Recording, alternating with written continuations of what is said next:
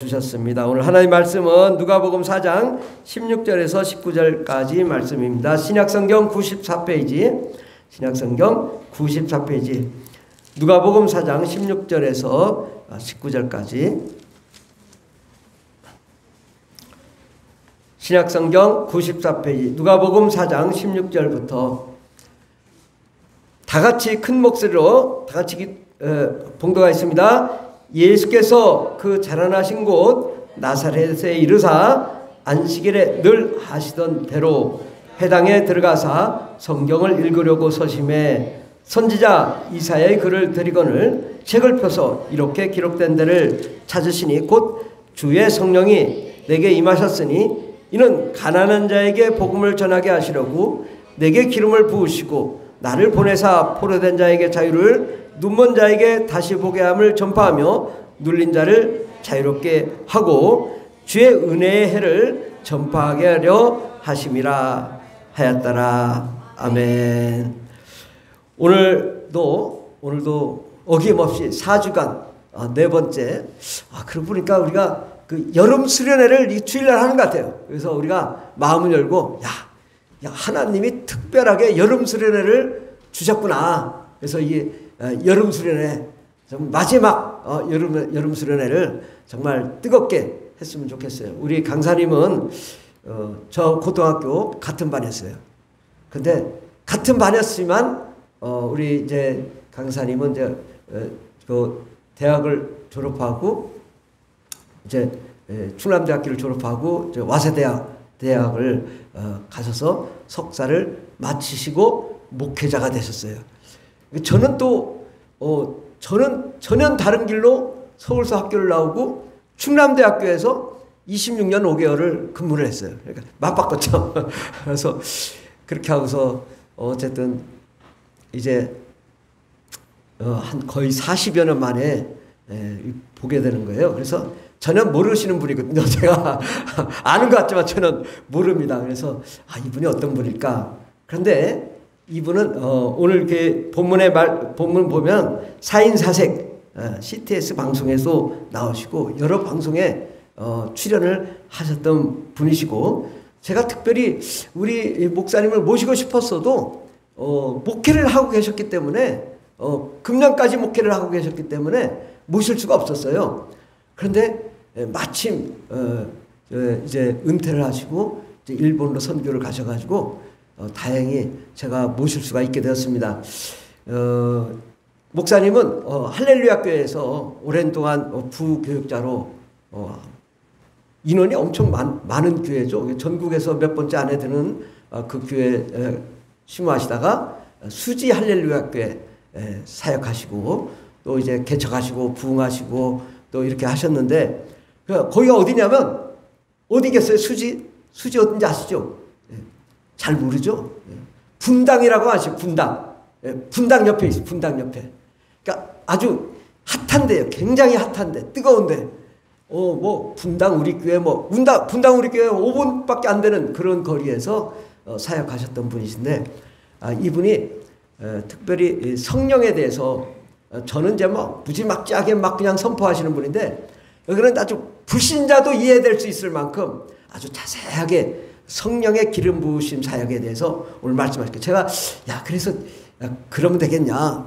그동안에 일어났던 간증도 해야지 그랬더니 이게 지금 7강, 8강까지 1시간 반씩 7강 해야 되는 거를 압축해 가지고 이게 조금 맛보기를 하는 건데 그거 간증하다 보면 며칠 해야 된다. 그래서 바로 그냥 성령 기름 부은 사역을 하시겠다고 해서 알아서 해라다가 어떻게 할 수 없잖냐. 하나님 보내주시는데 그래서 이제 어쨌든 오늘 나오셔서 하실 텐데 여러분 마음의 문을 좀 여셨으면 좋겠어요. 그리고 정말 성령의 기름 부으심 사역이 어떤 것인지를 우리가 은혜를 마음문을 열어야 이게 성령이 오시지 마음문 안 열으면 성령이 안 오시거든요. 그러니까 오늘 이 시간 오실 때 우리 박수로 환영하겠습니다.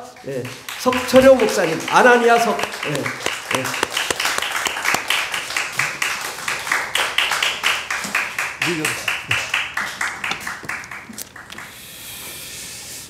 잠시 기도합니다. 좋으신 하나님께서 귀하게 쓰시는 당신의 종과 특별히 이 세종이 세워주신 귀한 교회를 통해서 부족한 종이 영광스러운 강단에 서게 하심으로 인하여 감사드리옵나이다. 오늘 이곳에 우리의 주인 되신 예수님의 영이 충만하게 임하기를 소망합니다. 이 교회 가운데 역사하신 하나님께서 오늘 부족한 종을 통해서 주님이 하시고자 하신 말씀을 증거하는 대언자로만 쓰임받게 해주시고 오늘도 우리 왕 되신 예수 그리스도의 이름 높임받는 은혜의 자리가 되게 주님 임재하여 주옵소서. 감사드리오며 존귀하신 예수님의 이름으로 기도드리옵나이다. 아멘. 반갑습니다. 할렐루야. 찬양 가운데 대단했어요 오늘. 감사하게 하나님이 저에게 주신 뭐라고 해야 되나 체험 가운데 어느 교회든지 그 교회에 들어가서 앉아서 기도하고 찬양하면 하나님의 성령이 임재할 때 저한테 오는 특징들이 있거든요. 오늘 찬양 가운데 그대로 임해서 제가 깜짝 놀랐어요. 그래서 우리 제가 알기로는 조 목사님 따님을 알고 있는데 많이 탐납니다. 제가 열방을 정말 선교로 섬기고자 하는 그런 마음으로 투철한 제 고등학교 친구인 우리 전성훈 목사님과 또 목사님 세훈이 세종 푸른알교회 이 교회가 생긴 지 얼마 안 돼 제가 한번 여기 와봤었거든요. 왜냐면 저는 먼저 개척을 했었기 때문에 그래서 여기서 같이 기도도 했던 그런 기억이 있는 영광스러운 강단에 오늘 말씀의 대언자로 세워 하나님께 감사드리고 여러분 주보 보니까 제 이름이 있잖아요. 저 선교사에. 그래서 저를 위해서 기도해 주신 것도 너무나 감사드립니다. 제가 기억하고 있기로는 고등학교 때 같은 반에서 있었던 친구 가운데서 3명이 목사가 됐어요. 하나는 지금 수원에 있고, 그리고 이제 전 목사님하고 저인데, 수원에 있는 목사님은 고등학교 때부터 자기는 목사가 되겠다고 공개 선언을 했던 친구라서 이 친구는 다 목사 될 줄 알았어요, 우리가. 근데 중요한 거는 저도 그렇고 전 목사님도 그렇고 우리는 서로 목사 될지를 서로 몰랐어. 그리고 여러분도 혹시 저한테 나중에 카페라떼 한 잔씩 저한테 사주면 제가 전 목사님 흑역사를 얘기할 수가 있어요. 제가 저를 알고 있거든요. 지금 이제 서로 우리는 흑역사를 다 알고 있기 때문에 오픈하기가 어렵지만 어쨌든 간에 고등학교 때 저를 담임했던 담임 선생님은 지금 대전에 있는 모 장로교회 원로 장로님이신데 그분은 지금도 저한테 연락을 하셔요. 연락을 하시고 저를 해서 기도해 주시고 제가 이렇게 목회할 때도 저희 교회 근처도 오시고 또 저에게도 방문해 주시고 또 제가 선교사로 나갈 때도 그 뒤로도 계속 연락해 주시는 그런 귀한 분인데 어쨌든 담임 교사 선생님이 이제 장로님이시고 거기에 지금 제자였던 사람 가운데 지금 제가 알고 있는 거죠. 3명이 지금 목회를 하고 있어요. 이게. 자, 그런 가운데서 오늘 또 이 교회에 저희 방문했는데 정말 감사드려요. 저는 또 특별히 많은 목사들이 있지만 성령에 대해서 서로 얘기가 다르면 대화가 잘 안 되거든요. 근데 그런 부분에서도 서로 이렇게 대화를 할 수 있고 나눌 수 있고 또 거기서 은혜를 서로 격려가 될 수 있는 그런 은혜가 있음을 좀 감사드려요. 아까 잠깐 얘기했는데 저는 대학을 졸업하고 그 다음에 이제 직장 생활을 하고 있었을 때 저에게 공부를 더 하고 싶은 강력한 마음이 있었는데 저는 이제 충남대학교 영문학과를 나왔어요. 영문과 나왔는데 그 당시에 유학을 가려고 그랬더니 너무나 돈이 많이 드는 거예요. 그리고 제가 회사를 다니면서 그 당시에 받았던 월급이 35만 5천 원이었어요. 그 당시에 제가 7년도에 이제 회사 생활 들어갔는데 그런데 이제 이거 공부를 하고 싶은데 방법이 없어요. 방법이 없는데 저한테 이제 한 가지 인포메이션 들어온 게 뭐냐면 공짜로 갈 수 있는 길이 있다는 거예요. 눈이 확 띄었죠, 제가. 야, 그거 어디냐? 그랬더니 일본이래요. 그게. 그래갖고 일본인데 어쨌든 저는 이제 영문학을 공부를 했지만 하나님이 각자 주신 은사가 다르잖아요. 저는 주신 은사 가운데 외국어를 쉽게 배우는 은사가 있어요. 별로 리액션이 없네. 다시 한번. 저는 주신 은사 가운데 외국어를 쉽게 배우는 은사가 있어요. 그게 이렇게 나와야 돼요. 그래서 그래가지고서 이제 일본어 공부를 하고 88년도에 여러분은 열심히 대한민국에서 응원할 때 저는 쭈그리 앉아서 공부를 했단 말이죠. 그래서 88년도에 일본에 보면 문부성 국부유학생이라는 게 있어요. 그 제도가. 그래서 문부성 국부유학생을 시험을 쳐가지고 88년도에 합격을 했어요, 제가. 89년도에 문부성 장학생으로 일본을 간 거예요. 일본을 가서 거기서 이제 감사하게 제가 5년도에 들어왔는데 95년도까지 석박사를 하고 이제 들어왔거든요. 왔는데 박사 1학년 때 지금 저하고 관계를 맺고 있는 멕시코에서 사역하고 있는 선교사님 계시는데 그분이 그때는 감리교 목사님으로 대전에서 목회를 하고 있었어요. 제가 고등학교 3학년 때 대학교 1학년 전도사로 와서 우리 교회를. 그러니 나이 차이도 얼마 안 나잖아요. 그게. 나이 차이도 얼마 안 나는데 그때는 제가 교만해가지고 신학생들을 우습게 봤어요. 제 주변에 있는 선배들 보니까 대학을 다 떨어지고 어디로 갔더니 신학교로 가는 거예요. 그래갖고 내가 이거 봐라 이게 돌들이 가네 이래갖고서 이제 그분이 올 때 얼마나 골려 먹었는지 아주 그냥 서로 힘들었었어요. 근데 제가 유학을 박사 일하는데 그분이 뭔지를 모르겠지만 강력한 성령의 통로가 돼가서 서로 만나면서 놀란 거예요. 뭘 놀랐냐면 아니 옛날에 그렇게 찌구리 목사님이 저렇게 변할 줄이야. 이게 다 누가 하셨다고요? 성령. 저는 또 일본 가서 하나님 은혜 가운데 제가 중학교 때 저를 가르쳤던 그 선생님이 일본에 선교사로 가 있는 거예요. 근데 그분이 중앙대학교 총순장 CCC였는데 그분이 저를 불러갖고 거기서 또 저는 또 훈련을 받은 거예요. 거기서. 그래서 저는 또 거기서 변했죠. 그분은 날 보더니 아니 네가 그렇게 변할 줄이야. 누가 살아계신 증거다. 하나님이 서로 이렇게 감동을 했다는 거 아니에요. 그게 지금. 자, 그런데 그분이 집회를 하는데 저를 보러 자기가 도와달라는 거예요. 저는 그때 이제 국회 도서관에 이제 논문 자료를 준비하려고 왔는데 또 오라고 그러는데 안 갈 수가 없어서 갔어요. 갔는데 간 중에 하나 뭐냐면 제가 토요일마다 일본의 신주쿠에 있는 그 일본어 학원, 한국인이 운영하는 일본어 학원이고 이제 한국인인데 거기 이제 일본에 있는 한국 학교 학생들 가운데 나중에 졸업하고 한국으로 대학을 들어갈 애들이 거기서 공부를 하고 있었는데 저는 이제 거기서 영어를 가르쳤단 말이에요. 제가 있었던 그 교회가 얼마나 지독한 교회였는지 금요 심야를 저녁 9시, 10시부터 하고 새벽 5시까지 해요. 이것도 리액션이 없네. 밤에 10시에서 새벽 5시까지 훌루 돌리는 거야. 피곤해 안 피곤해요? 피곤하지. 그러고 나서 이제 오전 11시부터 아이들 가르치면 몸이 너무 피곤한 거예요. 그런데 저한테 한 사람이 뭐라 하냐면 제가 그때 집사였는데 석집사 왜 그랬더니 방언 기도 받으면 안 피곤하대 몸이 기도하는데 그래서 내가 복음이었어요. 그래. 그래. 하나님 나한테 뭘 주세요? 왜? 심야 기도를 20사게 가서 토요일날 가르치고 주일날 또 이 사역하는데 어려움이 없게 해달라는 거였어요. 기도했어. 하나님 나 방언 주세요.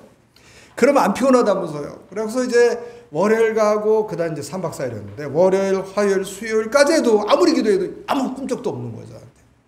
그래서 목요일날 새벽이 됐어요. 목요일날 새벽 주님 내가 뭐 딴 것도 아니고 왜 방언 기도를 달라고 그러냐면은 교회도 충성하고 새벽 심야 기도를 정말 새벽 5시까지 하고 그리고 나서 내가 오전 11시에 토요일날 아이들 가르쳐야 되는데 힘들지 않아서 그래갖고 내가 주일날 열심히 할 수 있도록 나한테 은혜를 주세요라고 기도를 해도 아예 아무런 응답이 없는 거예요.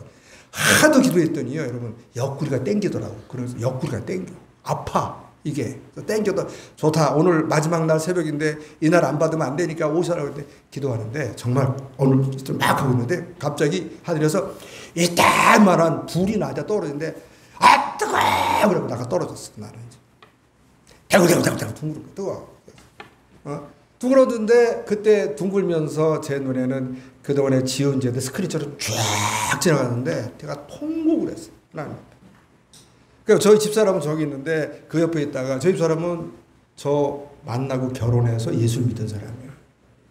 그리고 일본에 가서 6년 있다가 오면서 사모가 됐어. 그러니까 벼락을 맞은 사람이죠. 많이 울었어요. 사모 안 하겠다고 자기는. 저한테 이혼을 얘기했어. 당신은 신앙 좋은 여자를 만나서 차라리 결혼을 하세요. 나는 사모감이 아니다. 왜냐하면 나는 지금 일본에서 세례받고 지금 몇 년 하나님을 알고 있는데 들어가면서 뭐가 되는 거예요 지금? 사모. 그래서 뭐 어쨌든 우리 사람 옆에 있다가 남편 미쳤다고 울고 나는 이제 회개하면서 울고 이런 거예요. 그걸 2번을 그랬어요. 그 뒤부터 이제 저에게 이상 현상이 일어나는데 아니 이제 딱 그 차를 그 당시에 에스페로라는 우리 처제가 타고 있는 차가 있었는데 그걸 갖다가 엔진을 딱 켰더니 깜짝 껐어 엔진을. 제가 왜 껐는지 아세요 이게? 엔진이 노래를 하는 거야. 엔진이 뭐 했다고 지금? 왜 노래하면 안 돼? 노래 소리 되게 놀란 거예요. 껐어. 알고 보니까 그게 엔진 소리인데 나한테 엔진 소리 뭐로 들리는 거야, 그게? 찬양 소리로 들리더라고. 그 뒤로 성경을 보는데 성경 보다가 덮었어요. 왜 덮었냐면요. 성경 말씀이 물꽃이 탁탁 튀는데 깜짝 놀랐어요. 제가. 이 성경이 왜 튀지? 이게 그런 거죠. 그때부터 이제 저한테 조금씩 이상한 현상이 나타나는데 어쨌든 제 기억은 한 달 동안을 그 구름 속에 살아서 너무 좋았어요. 너무 막 행복해서 미친 사람까지 좋았어. 마약에 취해도 그런 취약이 없을 거예요. 한 달 지나니 그게 없어졌어요. 저한테는. 없어지고 다시 일본으로 들어가서 공부를 하고 그리고 이제 그 다음에 어떻게 됐냐. 밤마다 그분이 나한테 오셔서 압박을 하는 거예요. 뭐냐면 주의 종으로 헌신하라는 거예요. 저는 뭐라고 하냐면 하나님 제가 지금 여기서 2년만 더 버티면 지금 저는 여러분 지금은 모르는데 옛날에는 저는 이제 전공이 광고였거든요. 이게 지금 광고였는데 이 재밌는 거는 뭐였냐면 지금 모르겠어요. 옛날에 제일교육이라는 광고회사가 있었어요. 삼성에서 하는 그게 거기에 저는 내정이 돼 있었어요. 들어가기로. 하려고 이제 이거 2년만 잘 참으면 되는데 자꾸 이게 압박이 들어오니까 제가 하나님 기도한 하나님 저를 냅두세요. 저는 이제 삼성에 들어가서 거기 제일기획에 들어가가지고 공부도 좀 더 하고 이랬는데 이게 안 되는 거예요. 이게 지금 밤마다 오는데 그러니까 저는 그 무당의 신내림을 이해를 해요. 그래서 저는 아프지는 않았어. 근데 뭐냐면 밥을 못 먹어. 안 땡겨. 잠을 못 자요. 그러면 여러분 피곤해야 되잖아요. 힘은 그대로 있어. 이게 또 웬일이냐고 이게 지금. 그래서 어쨌든 제가 하나님께 여러 가지 이것도 보이지만 그러니까 뭐 여러 가지 제안을 하다가 결국은 이제 굴복해서 제 주의 종으로 헌신을 했어요. 근데 제가 한국에서 이제 가정입교도 들어왔는데 저한테 많은 사람들이 일본에 남아라. 선교사로 남아야 한다. 저도 남으려고 했는데 안 됐어요. 안 되고 제가 그때 가만히 보니까 일본을 복음화 시키려면은 제 나름대로 주관적으로 3가지의 조건이 필요했어요. 첫째는 뭐냐면 일본은 예배가 너무 약해요. 그리고 예배밖에 없는데 새벽 예배도 없고 금요 예배도 없고 주일 예배 하나 교회에 따라서 수요 예배가 있는 데가 있고 없는 데가 있어. 여기는 소그룹의 성역 공부가 필요하겠다. 이게 제자 훈련이 없으면 안 되겠다. 두 번째 보니까 오늘 찬양이 얼마 전에 찬양이 거기는 일본 찬양은요 단조가 많아서 들으면 슬퍼져. 이게 기쁨이 아니라 슬퍼진다니까. 그래서 내가 여기 찬양이 살아 역사해야 되겠다. 세 번째는 보니까 너무 귀신의 역사가 많아서 성령의 능력을 받아야 되겠다. 하나님 나한테 성령의 능력을 주시면 그때 내가 다시 생활해 보겠다. 그리고 돌아왔어요. 한국으로. 돌아왔는데 일본에 선교사 되지 못한 이 부담감이 너무 있어가지고 여러분 지금은 별로 유명하지 않은데 옛날에는 혹시 여러분 옹기장의 선교단이라고 들어봤어요? 제가 옹기장 속 지도 목사였어요. 그래서 옹기장 선교사 데리고서 일반 홋카이도부터 오키나와 돌아다니고 해서 1년이고 100번씩 돌아다니면서 하나님 내가 선교사는 못 됐지만 그래서 일본의 교회, 일본의 미션 스쿨, 초등학교부터 대학교까지 많이 들어갔어요. 제가 거기서. 그래서 설교도 하고 옹기장의 선교단은 찬양도 하고 혹시 나중에 옹기장이 별로 유명하지 않지만 지금도 명맥이 있어서 여러분께서 부르기 원하면 싸게 불러드릴게요. 제가. 그래서 오라면 올 거예요. 지금. 자, 그래서 그렇게 하면서 저는 뭐냐면 내가 할 수 있는 건 다 했다. 네, 그리고서 이제 2000년 전까지는 제가 일본에 가고 2000년에 제가 목사 선을 받으면서 이제 딱 끊었어요. 옹기장에도 나오고 제가. 자, 그러고서 이제 목회를 제가 쭉 했는데 제가 있었던 교회가 분당의 할렐루야 김상 목사님 교회였잖아요. 13년 동안 부교육자리에 있었어요. 거기는 굉장히 기성이 강한 교회잖아요. 김 목사님부터 시작해서. 거기 있다가 이제 제가 2011년도에 이제 그 수지할례교를 개척하고 나왔는데 그리고 나서 2016년도에 정말 갈급한 심령으로 제가 움직일 때 또 하나님 그때 또 찾아오시는 거예요.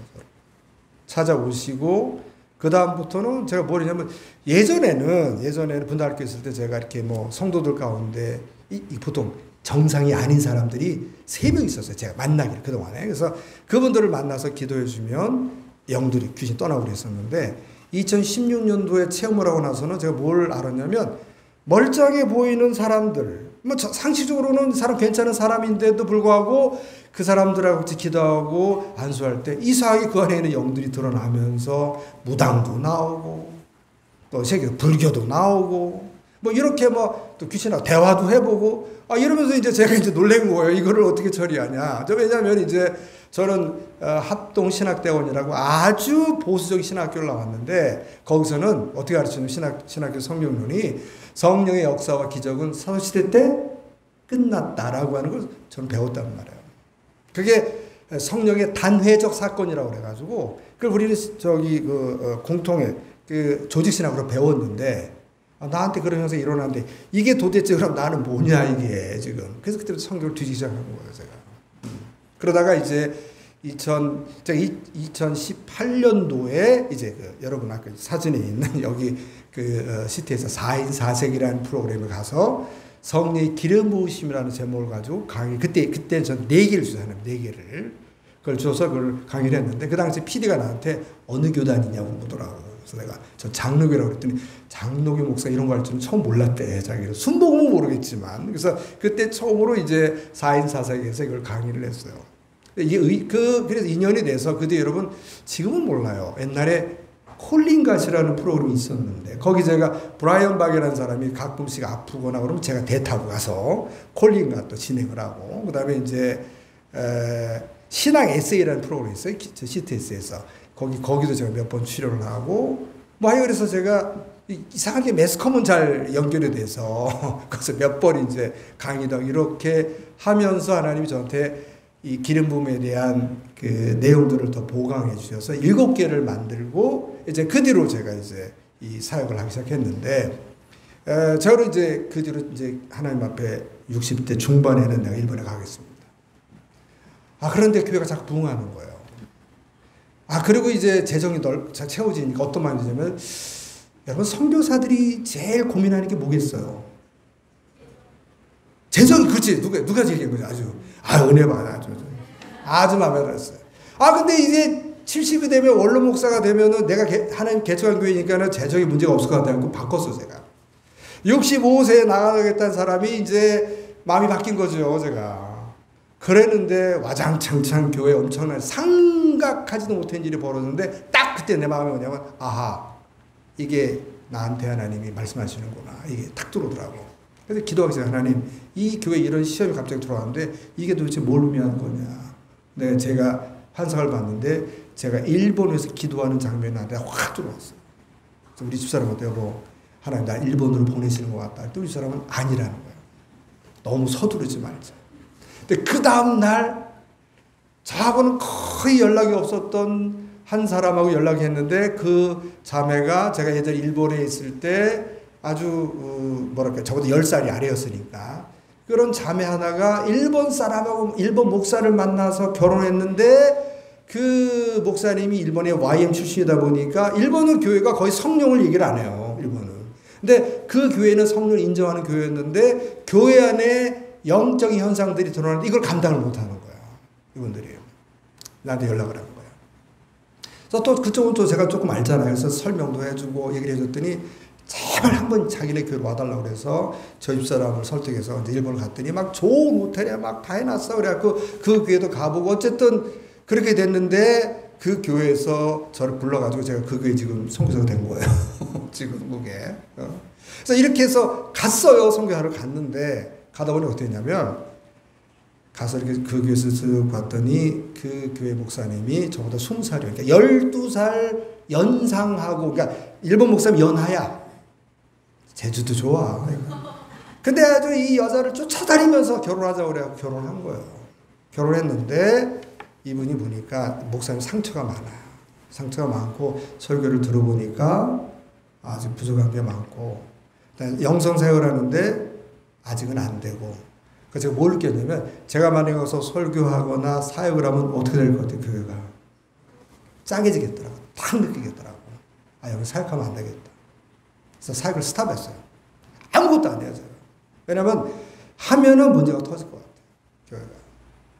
자, 그래서 그걸 가만히 있었는데 감사하게도 어쨌든 간에 이분은 또 여러 가지에 또 뭐 그래도 일이 있었을까 있었는데 제가 오해받는 것도 있었지만 다 참았어요. 다 이해해주고 견뎌주고 그랬는데 어쨌든 이제 하나님 은혜 가운데 저는 지금 이제 어노인팅 선교회라는 선교회가 있어요. 기름 부음을 같이 나눠주는 목사님. 그래서 거기에 6가지가 함께 하는데 거기 제가 이제 나이가 좀 많다 보니까 형님이에요. 근데 우리 동생들이 얼마나 성령 능력이 강하냐면 하여간 가면은 이 동생들 때문에 난리가 나는 거예요. 그래서 저는 사실 거기서 비주얼 담당이었었는데 이렇게 지금 된 거예요, 제가. 그래서 저는 이제 이런 전개를 하고 우리 동생들은 거기서 안수하고. 자, 지금도 해외에 이제 올 하반기에 제가 3군데를 더 나가야 돼요. 1년이면 이제 부르시는 곳이 계속 늘어나다 보니까 가서 세미나를 해주고, 신학적으로 이제 우리가 배웠던 것이 잘못됐다는 것을 제가 이론적으로 증명을 하고, 우리 같이 안수할 때 그 자리에 성령께서 임하시고, 그러면서 영도 드러나고, 병도 고쳐지고, 기름 부음으로 거기 있는 사람 또 능력을 받는 이런 계속 사역이 진행되었다가, 이제 우리 이제 목사님을 알게 된 거죠, 이게 지금. 이게. 자, 그래서 오늘은 그 가운데 제가 그랬잖아요. 이게 지금 1시간 반짜리가 7개 강의가 들어가야 돼요. 다 못해요, 이거. 그래서 저한테 지금 주어진 시간도 얼마 없어서 벌써 55분이잖아요, 지금. 큰일 났네, 이거 지금 이제.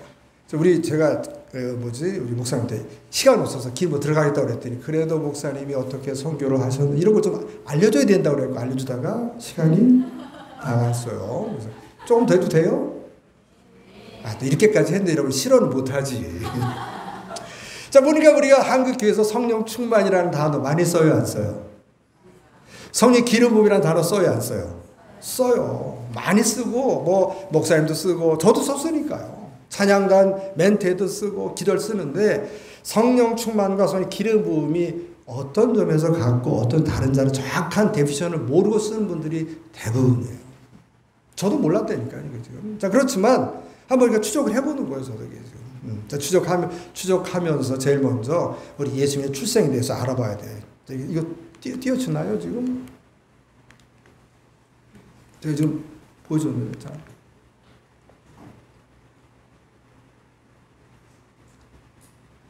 자, 왔어요, 지금. 자, 예수님 출생에 대해서 알아보려고 그래요, 지금. 자, 예수님의 출생은 뭐라고 그랬습니까? 마태복음 1장 18절 보시면, 그리스도의 나심은 이러하니라. 그의 어머니 마리아가 요새가 약혼하고 동거하기 전에 뭐라고 그랬어요? 성령으로 잉태해서 나타났다고 그랬어요. 당시에 유대에는요, 결혼 전에 약혼은 1년 전에요. 그래서 1년 동안은 서로 신랑은 신랑 집에서 신부는 신부의 집에서. 그래서 서로 결혼해서 좋은 엄마, 좋은 아빠, 좋은 남편, 좋은 아내가 되는 훈련을 1년을 해요. 그러고서 1년 후에 결혼해서 같이 사는데 이 약혼의 효력이 얼마나 강했냐면 약혼한 상태에서 만약에 약혼 남자가 죽었다. 그러면 그 여자는 어떻게 되겠어요? 우리 같으면 취소, 그건 안 돼요. 거기는 과부가 되는 거예요. 그것이. 그만큼 본딩이 강했어요. 근데 지금 뭐냐면 약혼만 하고 결혼하기 전에 임신했다는 거예요, 지금. 여러분 알다시피 그 당시에 그 약혼녀가 동거하기 전에 임신이 되면은 어떻게 됐어요? 그때는 공개에 돌로 쳐 죽이는 거 아니에요. 그러니까 지금 19절 보니까 그의 남편 요셉은 의로운 사람이라. 이를 드러내지 않고 가만히 끊고자 이를 생각할 때에 주의 천사가 꿈에 나타나서 이르되 다윗의 자손 요셉아 내 아내 마리아 되오기를 무서워하지 말라. 그녀에게 잉태된 자는 뭘로? 성령으로. 그래서 우리는 예수님의 성신, 예수님께서 하나님이시지만 그는 아버지 요셉과 어머니 마리아가 결혼해서 생물학적 관계로 태어난 분이 아니고 그는 성령으로 잉태했다는 거예요. 아멘. 동정녀 마리아 출생 우리는 믿는단 말이에요. 저는 이렇게 성령님을 얘기를 하면서 성령님이 가지고 계신 속성과 특성이 너무너무 방대해서 다 이해를 못하겠더라고요. 그 중에 하나가 뭐냐면 성령께서 하는 역사가 이런 경우가 있어요. 여러분 나중에 창세기 보시면 창세기 1장에 보면 대초에 하나님이 천지를 창조하셨다. 그 다음에 뭐냐면 땅이 뭐라고 그래요 지금? 혼돈 공허했다고 그래요. 흑암이 깊음에 있었고 그 다음에는 하나님의 영은 수면에 운행하셨대. 거기 하나님의 영이 우리가 아는 누구예요? 성령 하나님 나와요. 그리고 뭐냐면 3절에 보면 하나님께서 뭐라고 그래요? 빛이 있으라 말씀하시니 뭐라고 그래요? 빛이 있었다. 그래서 말씀으로 우리는 창조했다고 그러는데 이 메커니즘을 잘 보면 어떻게 되냐면요. 자, 거기 지금 아까 2절에 갑자기 누가 나오셔요? 2절에 보면 하나님의 영 성령이 나오세요. 자, 어떤 메커니즘은 하나님이 빛이 있으라 하시면 누가 빛을 만드는 거예요? 성령 하나님 만드는 거예요. 성령 하나님은 창조의 영이죠. 자, 예수님은 자, 어머니 마리아 못해 어떻게 출생하셨다고요? 누가 출생하셨다고요? 성령으로. 성령 하나님이 무슨 역할을 한다고요? 창조. 자, 예수님은 때가 돼서 태어나셔요. 자, 그리고 그분이 공생에 이제 메시아로 사역하는 것은 몇 살 때부터 사역하셨습니까? 우리가 잘 알지? 30살 때 사역, 30살 때 이게 지금. 자, 물어볼게요. 그러면 예수님이 공생에 30살에 메시아가 된 사역하기 이전에 성령으로 태어나신 예수님은 뭐 때부터 성령 충만했을까요? 안 했을까요? 이론적으로. 어떻게 생각하세요, 여러분? 예수님은 성령으로 잉태하셨는데 어머니 마리아 뱃속에 있을 때부터 성령 충만하셨을까요? 안 하셨을까요? 신학적으로 충만했다고 보는 거예요. 왜? 그분은 인간으로 오셨지만 원래 하나님의 본체이시기 때문에 그래요. 태어나셨어요. 태어나셔서 그분은 갈릴리 나사렛에서 성장하셨는데 거기에 유년기, 소년기, 청년기 그리고 지금은 목수로 계셨지만 30살까지 예수님은 성령 충만하셨을까요? 아니면 우리같이 성령 충만했다 또 안 했다 했었을까요? 신학적으로 성령 충만했어요. 여기에 하나라도 건들면 안 돼요. 예수님은 성령을 잉태하셨습니다. 아멘. 어머니 태로부터 성령 충만하셨어요. 그분은 태어나시면서 30년을 성장하신 그 나사렛에서 직업은 나이가 30살의 목수였지만 그분은 성령 충만하신 분이에요. 아멘. 그런데 그분이 30살 때 메시아로 이제 사역하기 전에 또 다른 체험을 하신단 말이에요. 이게 누가복음 3장 20 또 나와라.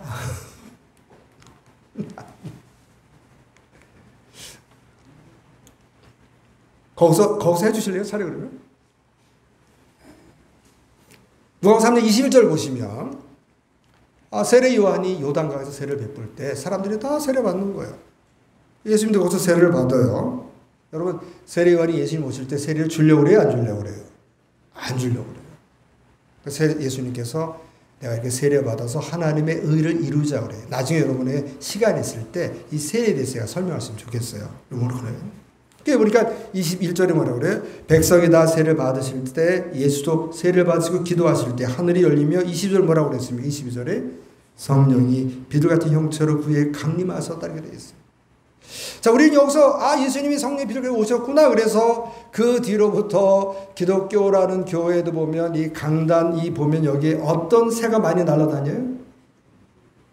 어떤 새가 많이 그림 상징적으로 비둘기.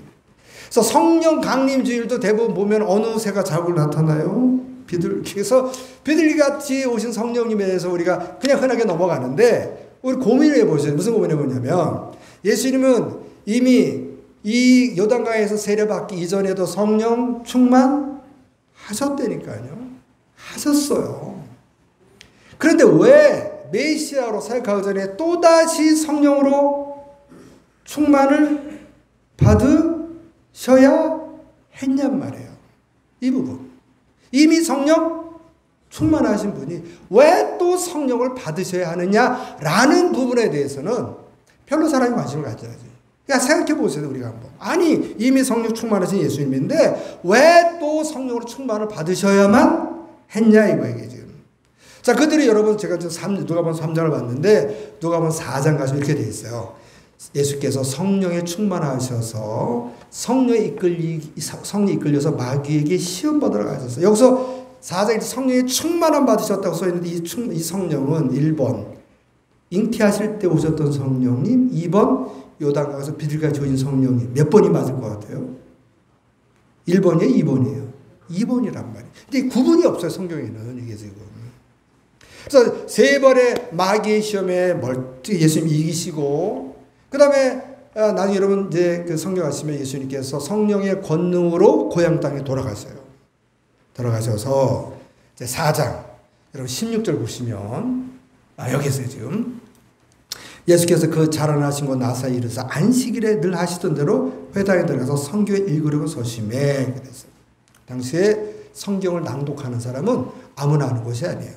미리 지정하거나 아니면 또 자원하거나 이래야 되는데, 이게 지금 예수님께서 미리 자원하셨는지 아니면 이게 지정받으셨는지는 구분이 안 돼 있어요. 근데 뭐라고 하냐면 17절이 재밌어요. 뭐라고 되어 있습니까? 선지자 이사야를 드렸다고 되어 있어요. 이게 왜 문제가 되냐면요, 이 당시에 회당에서는 모세 오경만을 읽었어요. 나라 이스라엘에서 추적해 보시면 이사야를 안 줘요. 대부분 뭐만 준다고요? 모세 오경을 주는 거예요. 지금 모세 오경만을 주는데 이상하게 이사야를 줬어요. 그랬더니 예수님께서 이렇게 기록된 데를 찾으셨는데 곧 이사야서 61장을 찾으신 거예요. 이게 지금 여기 보면, 자 18절에 보면 뭐라고 되어 있냐면, 제가 어떻게 할까요? 자 이렇게 되어 있어요. 주의 성령이 내게 임하셨으니 이는 가나안 자에게 복음을 전하게 하시려고 내게 뭐라고 그래요?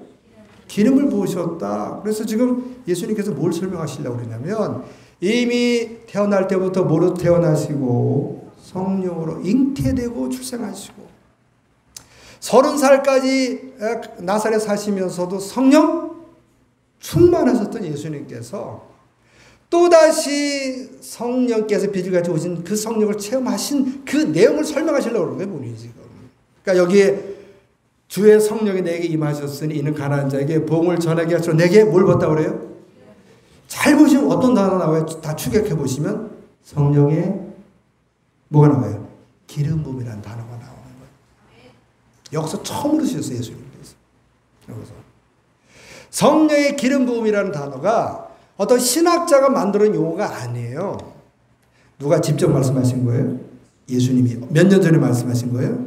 2000년 전에 본인이 태어날 때부터 성령으로 충만하셨던 예수님께서 요단강에서 세례 이루어져 세례받고, 그리고 기도하실 때 하늘문이 열리면서 성령이 또다시 어떤 형체로, 비둘같은 형체로 몸 밖에서 몸 안으로 들어오신 사건을 예수님이 뭐라고 표현했다고? 성령의 기름 부음으로 표현하신 거예요. 그럼 뭐가 다르냐 그랬더니 뭐라고 그랬어요 지금? 포로된 자에게 뭐를? 자유를. 눈먼 자에게 다시 보게 함을 전파하며 뭐라고 그래요? 눌린 자를 자유롭게 하고 주의 은혜를 전파하게 하심이라. 이런 목적 때문에 예수님께서 성령 충만하심을 불구하고 성령의 뭘 받으셨다고요? 기름 부음. 여기서 우리가 다는 못하지만 여러분, 포로된 자고 눌린 자를 볼게요. 여러분, 뭐에 포로되고 뭐에 눌려 있을까요? 그러면 대부분 정답이 이렇게 나와요. 죄라는 말을 해요. 굉장히 추상적이에요, 내용이 지금. 조금 더 들어갈게요. 뭐의 포로라고요, 지금? 죄의 포로예요. 뭐에 눌려 있다고요? 죄에 눌려 있어요. 조금 더 들어갈게요. 자, 죄된 생각에 포로된 사람이 있고요. 죄된 감정에 포로된 사람이 있어요. 여러분, 물어볼게요. 여러분, 가룟 유다가 왜 예수를 팔았을까요? 잘 봐요. 요한복음 14장 2절 가시면 사단이 가룟 유다의 어디에다가? 마음에 예수를 팔려는 생각을 넣었다고 돼 있어. 무슨 생각이 그럼? 죄된 생각에 포로된 거예요. 그러면 만약에 가룟 유다가 이게 내 생각이 아니라 지금 누가 나한테 넣어준 생각이다, 마귀가 나한테 넣어준 생각이라서 알았다면 일본 예수를 팔았을까요? 안 팔았을까요? 안 팔았어. 자기 걸로 생각했어. 이게 그만큼 교묘해요. 지금 여러분의 우리가 태어나서 지금까지 예수 믿고 하나님 자녀 됐죠. 여러분이 죄와 관계된 생각은 100% 누가 주는 거예요? 마귀가 주는. 성령이 절대 안 줘요. 거기에 포로된 사람이 있고 눌린 사람이 있어요. 여러분, 죄에 대한 감정도 있어요. 여러분, 미움, 원망, 분노 이런 건 다 뭐하고 연결되어 있어요? 죄와 연결되어 있어요. 여기에 포로된 사람은요, 이게 제가 이렇게 사역을 해보면 이런 사람, 목사님 나는 원래부터 이런 사람이에요. 우리 집안 대대로 이래요. 이런 사람이 있어요. 그거 나중에 귀신 드러내면요, 소울 타이가 돼 있어. 이 영과 그 사람의 성격이 안 나가. 이게 눌린 사람이 이런 거예요. 눌린 사람은요, 마찬가지예요. 질병의 영에 포로된 사람이 있고 질병의 영에 눌린 사람이 있어요. 질병의 영에 눌린 사람이 이런 상태. 말씀을 듣고 은혜 받고 그리고 기도하고 찬양하면 하나님이 내 병 고쳐줄 수 있을 것 확신이 와. 그러다가 집에 가서 드라마 2편 보면 또 안 될 것 같아. 이런 사람은 뭐한 사람이에요 지금? 눌려있는 거고. 포로된 사람은요. 이 병은 못 고쳐. 의학도 안 돼. 이런 거예요. 똑같아요. 여러분 죄된 생각, 죄된 감정, 그러나 우리가 사회 법리학으로는 죄라고는 보기 어려우나 마귀의 속성적인 감정이 묶여있는 사람들, 예를 들면 두려움의 감정, 그 다음에 근심, 걱정, 불안, 초조. 여러분 성령님은 이런 감정을 주지를 않아요. 성령의 특징이 뭐냐면요, 기쁨이에요. 성령님 우리에게 기쁨을 주고, 아멘. 우리에게 평안을 주고, 아멘. 마귀에게 불안을 주고 두려움을 줘요. 성령은 우리에게 치료를 주시고 마귀는 우리에게 질병을 주더라고요.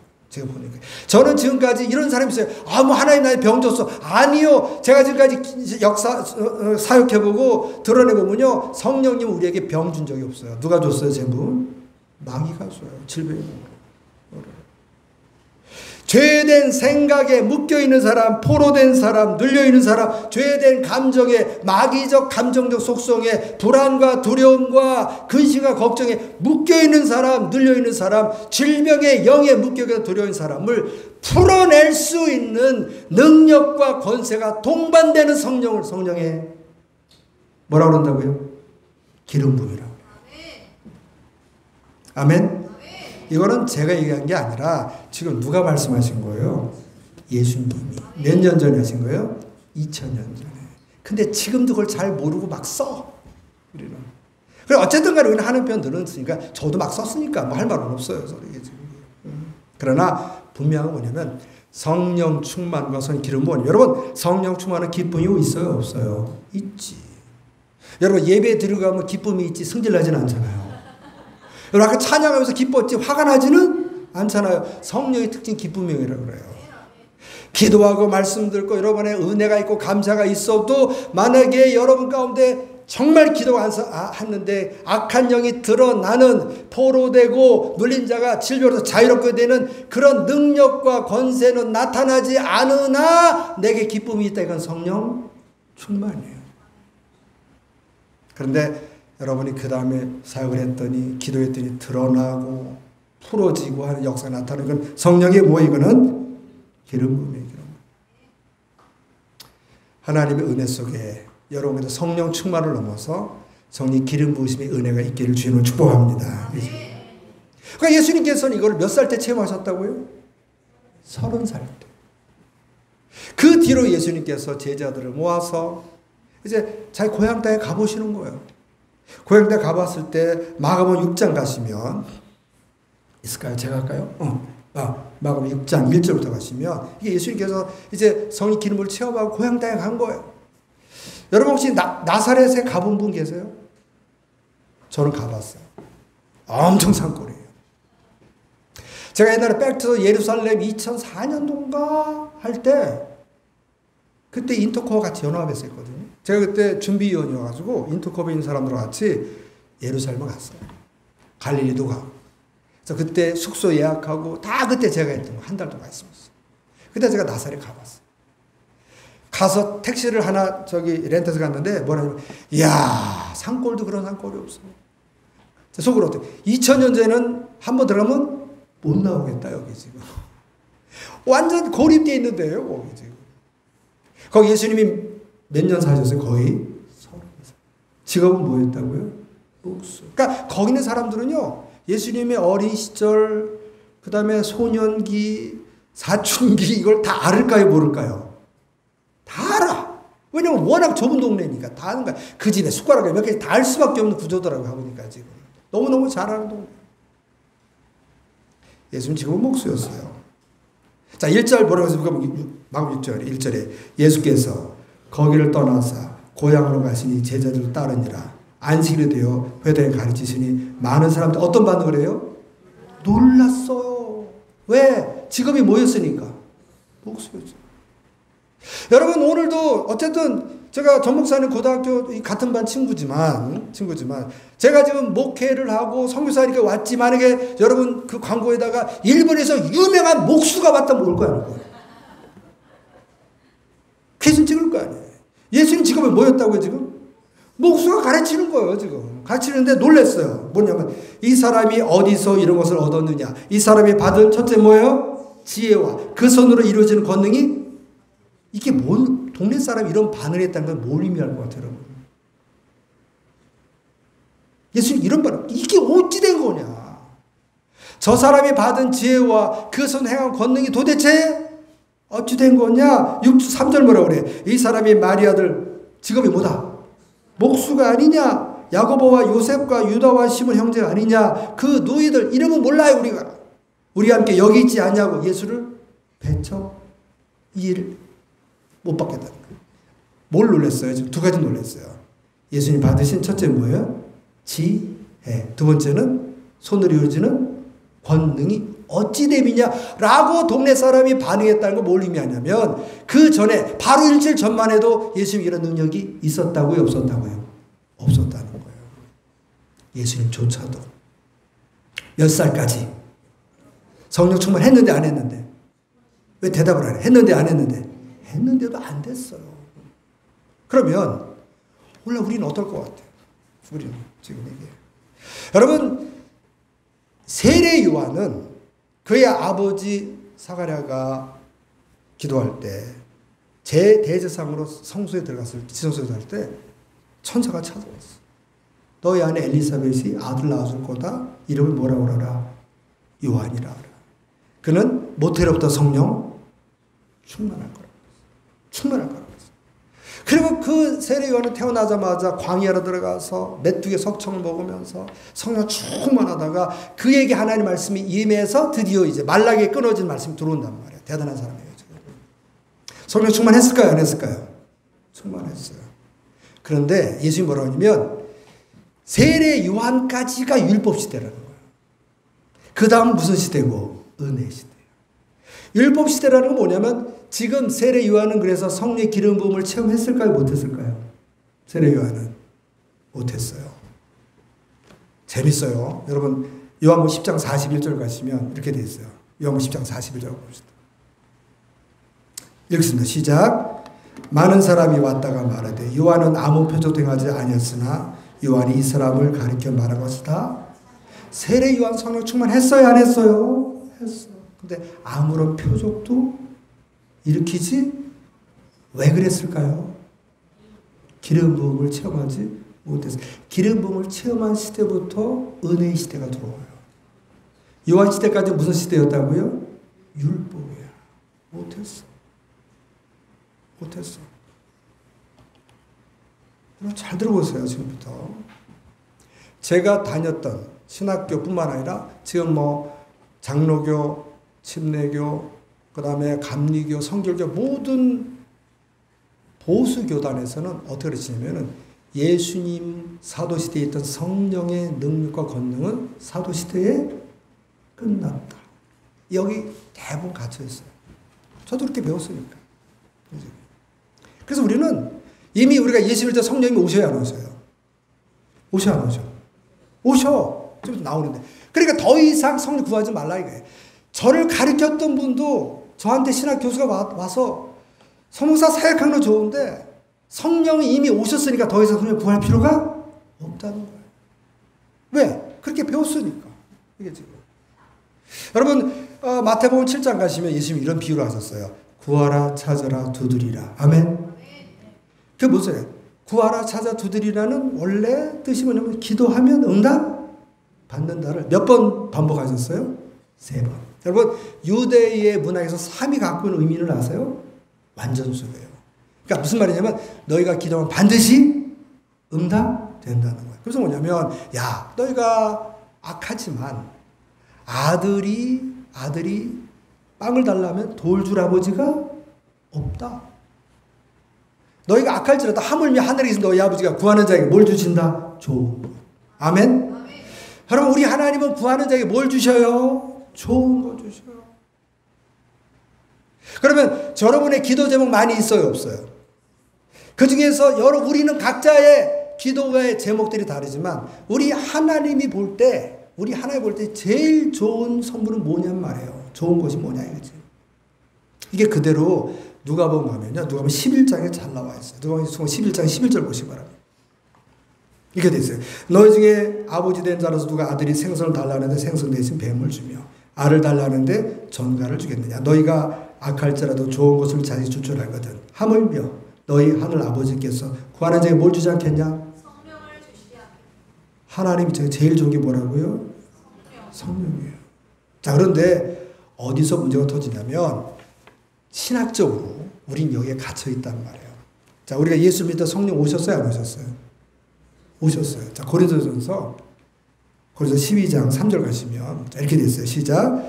그러므로 내가 너에게 알리노니 하나님 영으로 말하는 자나 누구든지 예수를 저주할 자라 하지 아니하고 또 성령으로 아니하고 누구든지 예수를 그러니까 예수를 주님이라 고백했다는 것은 누가 오셨다는 증거예요? 성령이 오신 증거예요. 성령이 오셔서 하는 일이 있어요. 이분이 지금. 마지막 로마서 10장 가시면 로마서 10장 9절 가시면 이렇게 돼 있어요. 사도 바울이 이걸 보다 더 정확히 설명했어요. 내가 만일 내 입으로 예수를 주로 시인하며 또 하나님께서 그를 죽은 자 가운데서 살리신 것을 내 마음에 믿으면 구원을 받는다. 사람이 마음으로 믿어 의에 이르고 입으로 신하여 구원에 이르니라. 아멘. 사람이 마음으로 믿어 의에 이른다는 건요. 정확한 번역이 아니에요. 여러분 이제 놀랄 거야. 여러분 이신칭이란 말이 믿음으로 구원 얻는 거지만 이신칭은 해석을 잘못한 거예요. 자, 우리가 여러분 다시 한번 얘기할게요. 우리는 예수 믿어서 구원 얻는 게 아니에요. 이상하잖아요. 자, 여기 뭐라고 그랬어요? 10절에 사람이 마음으로 믿어 의에 이르는 것이 아니고 정확하게 사람이 마음으로 믿어져서 누가 하신 거예요? 성령이. 내가 믿은 게 아니에요. 누가 믿게 만든 거예요? 여러분 예수 안 믿는 사람은 아무리 해도 안 믿어요. 왜? 안 믿어지는 거예요. 옹기장이 선교단이 지금 단장이 정태성 단장인데 그 아버지가 성결교 목사예요. 장남이에요. 그 동생은 예수 안 믿어요. 저한테 와서요. 목사님 내 동생은 목사 아들인데 안 믿어. 얘가 저 정단장이 얼마나 착한지요. 동생을 데려다가 막 설득도 하고 이 동생의 아버지가 두둑이 맞고 이러니까 데려다가 막 설득 사정을 한 거예요. 그랬더니 뭐냐면 형 나는 아무리 더 믿어져 안 믿어져. 안 믿어져. 집을 나가버렸어. 지금 어떻게 되는지 몰라요. 제가. 우리는 왜 여기 앉았다고요? 믿어진 거예요. 누가 하신 거예요? 성령. 그런데 이미 우리가 오신 성령님인데 아까 뭐라 누가 보면 11장 13절 뭐라고 그랬어요? 다시 한번 봅시다. 거기 보면 11장 13절 올라가시면 뭐라고 되어 있습니까? 하나님께서 주신 최고의 선물이 뭐라고요? 13절. 하물며 너희 하늘 아버지께서 구하는 자에게 뭘 주지 않겠냐? 이미 오셨다면서요. 그래요 안 그래요? 신학적으로. 우리는 안 구해요. 이 성령은 뭘 의미할까요? 성령의 기름 부음을 얘기해요. 우리는 신학으로 다 망했어요. 장로교가. 안 구해요. 여러분 예수님이 오시기 전까지 이 기름 부음은 구약시대는 아무나 받을 수 있었어요? 없었어요? 없었어요. 누구만 받았어요? 왕이나 선지자나 제사장 받았어요. 그것도 소수만 받았어요. 내가 원한다고 되는 게 아니었단 말이에요. 그때는 구속 역사에서 필요한 사람만 제한적으로 수백 년에 걸쳐서 하나씩 줬는데 예수 그리스도의 십자가로 인해서 나중에 여러분 요한복음 14장 가시면 16장 보면 예수님께서 내가 아버지께 구하여 또 다른 보혜사를 너에게 보낸다. 누구 보내신다는 거예요? 성령님. 구해야 돼요? 안 구해야 돼요? 구해야 돼요. 여러분 예수님도 태어날 때 성령 충만하셨어요. 우리도 예수를 믿을 때 이미 성령 오셨어요? 안 오셨어요? 오셨지만 예수님도 기름 부음 체험하기 전까지 능력이 있었어요? 없었어요?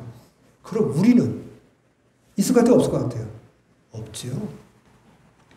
하나님께서 우리에게 준 최고의 선물은 성령의 기름 부음이라고 누가 말씀하신 거죠?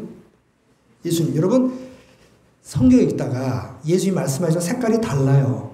그래요 안 그래요? 색깔에도 예수님의 말씀은 톤을 달고는 안 돼요. 예수님이 하신 말씀은 100% 순종해요. 왜냐하면 현세, 내세, 실생의 실세가 누구예요? 예수님. 그분이 만왕의 왕이. 아멘? 근데 그분이 구하라는 거예요.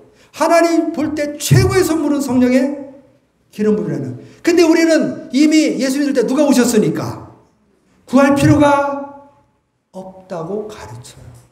망한 거예요. 몇 년 동안 망했어요. 우리가 지금 2000년을 망했어요. 그래서 이것 때문에 이걸 깨닫고 나서 대글대글 둥글면서 안 되겠다 이거. 그래서 지금 저랑 같이 우리 6가정이 사역하는데 사역할 때마다 이 신학적인 조직신학적으로 가르치고 우리가 거기서 안수하면 드러나요. 목사한테 들어가요. 선교사한테 들어가요. 막 드러나는 거예요. 그리고 그들에게 똑같은 은혜가 임하는 거예요. 저는 여러분께서 이 교회가 성령 기름으로 충만한 교회를 주의로 축복합니다. 성령 기름으로 충만하면요. 여러분 저만 능력이 있는 게 여러분도 똑같이 나타납니다. 그걸 하나님 원하시는 거예요. 왜? 마가복음 뭐래 10장 15절에 믿는 자들에게 이런 믿는 선교사, 믿는 목사가 아니고 믿는 모든 사람에게는 아멘. 그런데 이거 와야 돼요. 그것이 그런 은혜가 여러분에게 충만하게 임하는. 그래서 이 사랑하는 푸른 하늘 교회 이게 지금 여러분 한국말로 하면 별로 멋지지 않는데 영어로 하면요 blue sky, blue heaven이잖아요. 이건 멋있는 교회예요. 지금 이 교회가 주님 앞에 멋지고도 아름답게 쓰임만 은혜가 있기를 주의 이름으로 축복합니다. 잠시 기도합니다. 하나님 아버지 저에게 짧은 시간 말씀을 대언케 하심을 감사드리고 오늘 이 말씀 그대로 사모하는 당신의 백성들에게 성령의 충만과 더불어서 성령의 기름 부으심의 은혜로 충만하게 역사하여 주셔서 종이 주셨던 하나님의 성령의 그 기적의 역사들이 저들의 손에서도 입술에서도 더러 나타나게 하여 주시며 우리 주 예수 그리스도를 말로만 전하는 게 아니라 표적과 능력으로 성령 나타남으로 증명할 수 있는 교회와 성도들 되게 하여 주옵소서. 감사드리며 예수